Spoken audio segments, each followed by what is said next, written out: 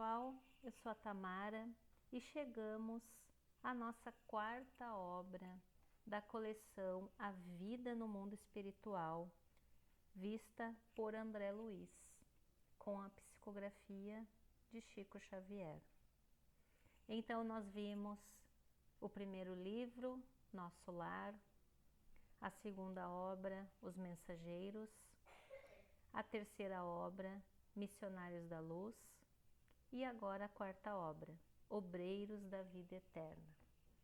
E nós vamos iniciar com o prefácio, Rasgando Véus. Lembrando que esse livro foi publicado em 1946. Então, prefácio, Rasgando Véus. O homem moderno, pesquisador da estratosfera e do subsolo, esbarra ante os pórticos do sepulcro, com a mesma aflição dos egípcios, dos gregos e dos romanos, de épocas recuadas. Os séculos que varreram civilizações e refundiram povos não transformaram a misteriosa fisionomia da sepultura. Milenário ponto de interrogação. A morte continua ferindo sentimentos e torturando inteligências. Aqui a gente já vê que passaram-se os milênios, as culturas egípcias, gregas, e todos estudaram, têm ali a sua forma de viver, mas não muda para nenhum de nós a questão da morte, a interrogação com relação à morte. E ele segue: em todas as escolas religiosas, a teologia representando as diretrizes de patriarcas veneráveis da fé procura controlar o campo emotivo dos crentes, acomodando os interesses imediatistas da alma encarnada.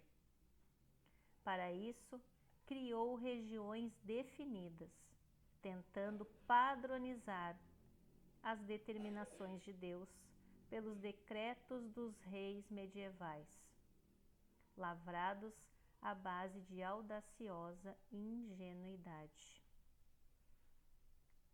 Indubitavelmente, províncias de angústia punitiva e dor reparadora existem nas mais variadas dimensões do universo, assim como vibram consciências escuras e terríveis nos múltiplos estados sociais. No entanto, o serviço teológico, nesse sentido, não obstante respeitável, atento ao dogmatismo tradicional e aos interesses do sacerdócio, estabelece o non plus ultra, que significa não avança, não vai mais além. É o apogeu, que não atende às exigências do cérebro, nem aos anseios do coração. Então aqui diz que todas as escolas religiosas trazem um conceito definido de o que pode acontecer após a morte, ou se vai para o céu, ou se vai para o inferno. E que mesmo as escolas religiosas tendo feito essa elucidação, ainda continuamos nos questionando. Como assim? Ou céu ou inferno? E aqui nós trazemos a sugestão do livro A Morte e o Seu Mistério, de Camille Flammarion, que existe toda uma erraticidade igual a nossa aqui da Terra, um mundo igual ao nosso aqui da Terra. Esse livro de Camille Flammarion, ele era astrônomo e ele também teve essa crise existencial de formação católica. ele vai estudar toda essa ideia de morte, as aparições dos espíritos no momento da morte. E esse desenho que está aqui está no livro Astronomia Popular e é a retratação da curiosidade humana sobre o que vai além. E aqui nós temos um dizer que nós temos o costume de dizer quando algum conhecido desencarna, falece. A gente diz: descansou, descanse em paz. Mas agora, com esse livro, nós vamos entender que a vida continua e que seria melhor que nos dissessem: trabalhe em paz e não descanse em paz, porque ninguém vai descansar após a morte. A vida continua, a nossa evolução continua. E aqui também temos uma sugestão de livro: Os 5 maiores arrependimentos das pessoas no leito de morte. Esse livro traz uma visão dos momentos, das reflexões que se tem nos momentos ali de proximidade da morte. E aí essa autora do livro, ela coloca ali um resuminho desses desejos, desses arrependimentos, que diz o seguinte: desejaria ter tido a coragem de viver uma vida verdadeira para mim mesma, não a vida que os outros esperavam de mim. Desejaria não ter trabalhado tanto. Desejaria ter tido coragem de expressar meus sentimentos. Desejaria ter ficado em contato com meus amigos. Desejaria ter me permitido ser mais feliz. Então fica a dica para quem quiser conhecer o conteúdo desse livro. E aí nós seguimos com o prefácio. Como transferir imediatamente para o inferno a mísera criatura que se emaranhou no mal por simples influência da ignorância? Que se dará em nome da sabedoria divina ao homem primitivo sedento de dominação e de caça? A maldição ou o alfabeto? Por que processo conduzir ao abismo tenebroso o espírito menos feliz que apenas obteve contato com a verdade no justo momento de abandonar o corpo? Dentro das mesmas razões, como promover ao céu em caráter definitivo o discípulo do bem que apenas se iniciou na prática da virtude? Que gênero de tarefa caracterizará o movimento das almas redimidas na corte celestial? Formar-se-iam apóstolos tão só para a aposentadoria compulsória? Como haver-se no paraíso o pai carinhoso cujos filhos fossem entregues a Satã? Que alegria se reservará à esposa dedicada e fiel que tem o esposo nas chamas consumidoras? Estaria a autoridade divina, perfeita e ilimitada, tão pobre de recursos a ponto de impedir, além do plano carnal, o benefício da cooperação legítima que as autoridades falíveis e deficientes do mundo incentivam e protegem? Negar-se-iam possibilidades de evolução aos que atravessam a porta do sepulcro em plena vida maior, quando na esfera terrestre, sob limitações de vária ordem, há caminhos evolutivos para todas as formas e todos os seres? A palavra trabalho seria desconhecida nos céus, quando a natureza terrena reparte missões claras de serviço com todas as criaturas da crosta planetária, desde o verme até o homem? Então são questionamentos que Emmanuel, no prefácio, está nos trazendo. O que nós costumamos fazer, falar na nossa casa? Será que nós conversamos sobre a morte? Sobre cremação? Sobre enterrar? Para onde foi os nossos entes, queridos, conhecidos? Falamos que virou estrelinha, que foi para o céu. Que sentimento fica a criança que escuta isso? O marido vai para o céu e a esposa para o inferno e está tudo bem? E isso implica diretamente no conceito de Deus. Qual o conceito que nós temos de Deus? Se é um Deus de justiça, se é um Deus de amor, como pode delimitar ou vai para o céu ou vai para o inferno e acabou? E é isso aí. Então, continuando. Como justificar o inferno, onde as almas gemessem distantes de qualquer esperança, quando entre os homens imperfeitos há o influxo renovador do Evangelho de Jesus Cristo? As penitenciárias são hoje grandes escolas de regeneração e cura psíquica? E por que meios admitir um céu onde o egoísmo recebesse consagração absoluta no gozo infinito dos contemplados pela graça, sem nenhuma compaixão pelos deserdados do favor que caíram ingênuos nas armadilhas do sofrimento? Se entre as mais remotas coletividades de obscuras zonas carnais se arregimentam legiões de assistência fraterna, amparando ignorantes e infelizes? São interrogações oportunas para os teólogos sinceros da atualidade. Não, contudo, para os que tentam conjugar esforços na solução do grande e indevassado problema da humanidade.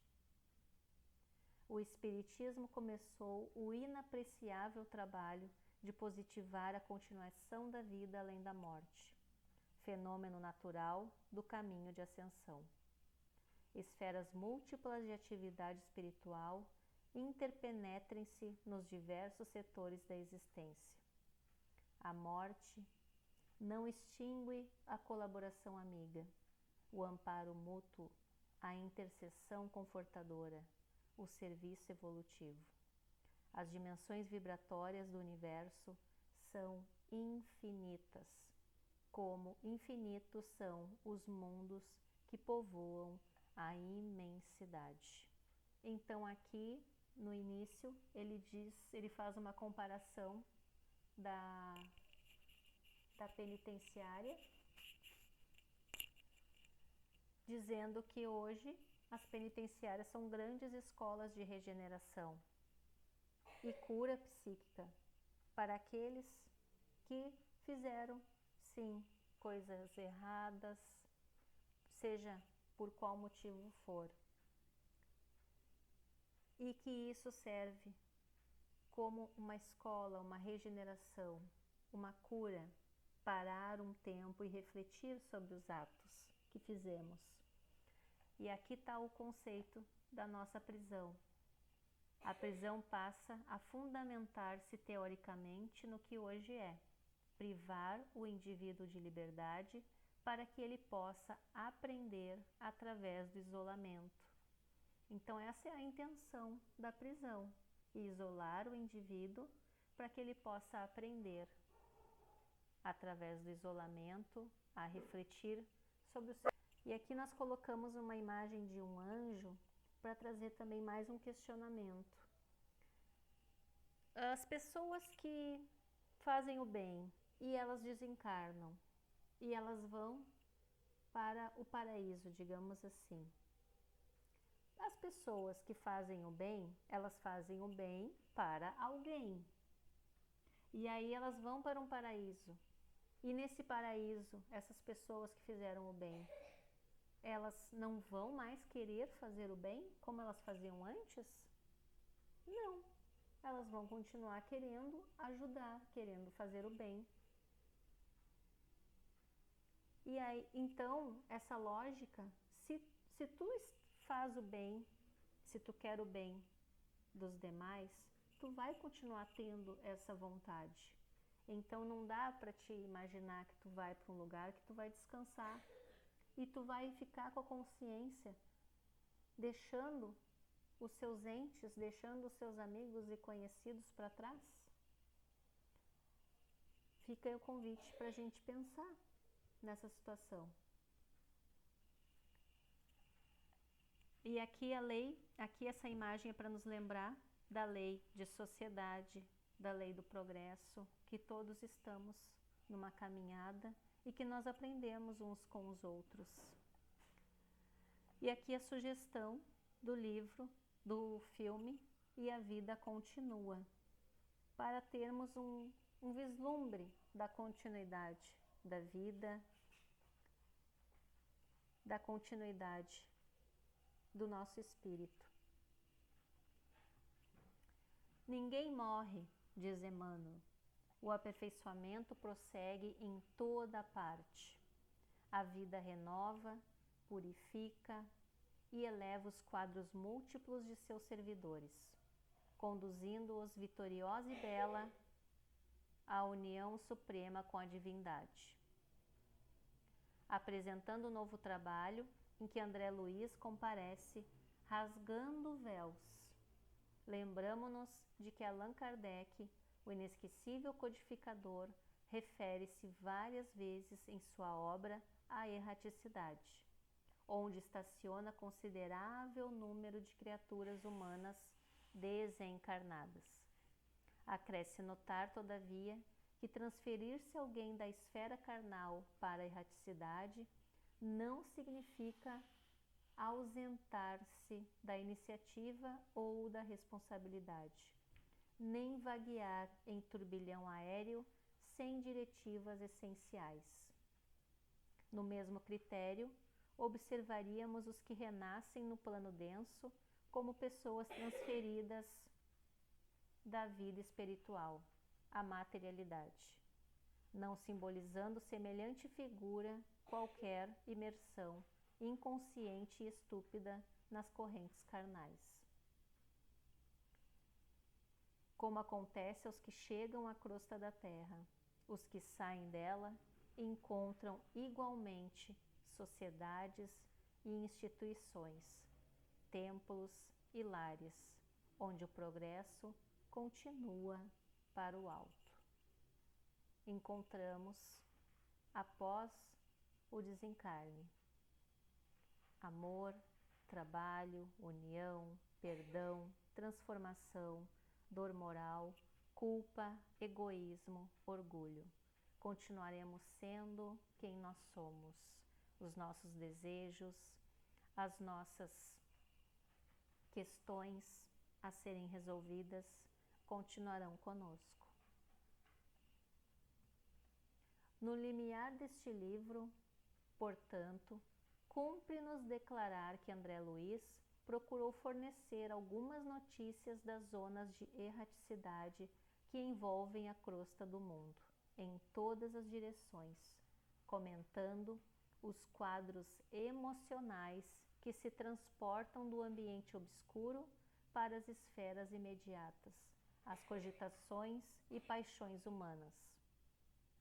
Mais uma vez esclarece que a morte é campo de sequência, sem ser fonte milagreira, que aqui ou além o homem é fruto de si mesmo e que as leis divinas são eternas organizações de justiça e ordem, equilíbrio e evolução. Naturalmente, a estranheza visitará os companheiros menos avisados e o sorriso irônico surgirá, sem dúvida, na boca quase sempre brilhante dos impenitentes incorrigíveis. Não importa, porém, Jesus, que é o Cristo de Deus, recebeu manifestações de sarcasmo da ignorância e da leviandade. Por que motivo nós outros, simples cooperadores de outro mundo, teríamos de ser intangíveis? Prossigamos, pois, no serviço da verdade e do bem, cheios de otimismo e bom ânimo, a caminho de Jesus, com Jesus. Pedro Leopoldo, 25 de março de 1946. Emmanuel. Então aqui nós tivemos o prefácio da obra Obreiros da Vida Eterna. Espero todos para o primeiro capítulo desta obra. Um beijo a todos e fiquem com Deus.